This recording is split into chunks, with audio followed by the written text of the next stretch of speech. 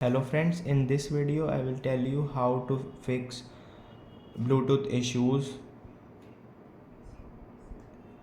Before starting the video, if you have not subscribed the channel, please subscribe it and like the video.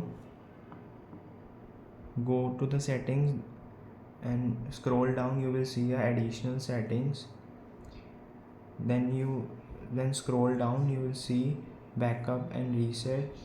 Click on it and then this screen will appear, and click on reset phone. You will see there is a reset all settings and reset Wi-Fi Bluetooth, and you have to click on Bluetooth. Then in reset the Bluetooth settings, and this will help you. I hope this I hope you like this video. Thanks for watching.